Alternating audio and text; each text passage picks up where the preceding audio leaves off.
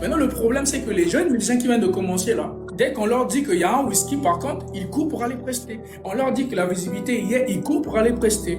Le gars qui te dit qu'il va donner la visibilité, lui-même, il n'en a pas. Et il manage des musiciens qui eux-mêmes n'ont pas la visibilité. C'est toi qui n'es pas son musicien à qui va donner la visibilité. Ce que je manage, que je propose actuellement, je leur dis clairement. Sans paiement, tu ne bouges pas de chez toi. Parce qu'aujourd'hui, lorsque tu quittes de chez toi pour, tu dis aux parents, je vais faire un showcase, les parents se disent que mon petit va travailler.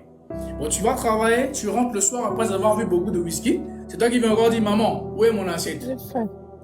Moi, moi, j'ai faim. Donc, c'est...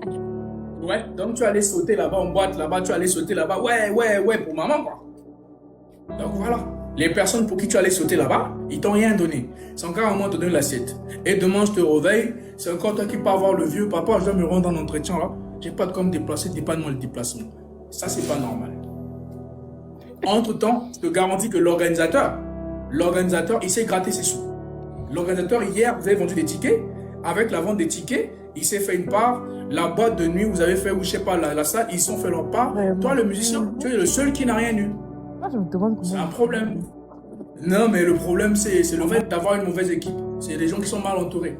Déjà, aujourd'hui, la plupart des jeunes artistes, là, ils ont la manie de prendre leurs amis avec qui ils vont faire les chill pour être leur manager. Mais lui, il va continuer des chill. Il se dit, ah, Frangin, le PDG l'a appelé, il y a à boire. Oui, il y a à boire, on va.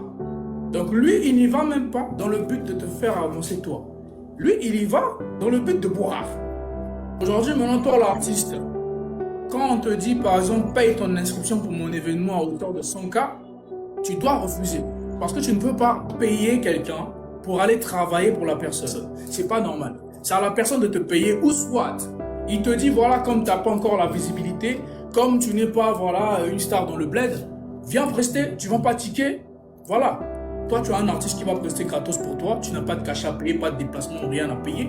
Et le musicien, il a une vitrine pour présenter son art. Là, au moins, c'est un bon deal. Parce que si c'était normal, jusqu'en Europe, il ferait ça aussi. Jusqu'en Europe, il ferait ça. Genre un musicien, il vient là et tout. On lui dit, mon gars, t'as son ticket à vendre pour un event. Mais en Europe, Kenzo, ça ne se passe pas comme ça. Jamais ça ne se passera comme ça. Lorsqu'un promoteur fait appel à un musicien pour prester sur sa scène, il sait que je dois payer le musicien.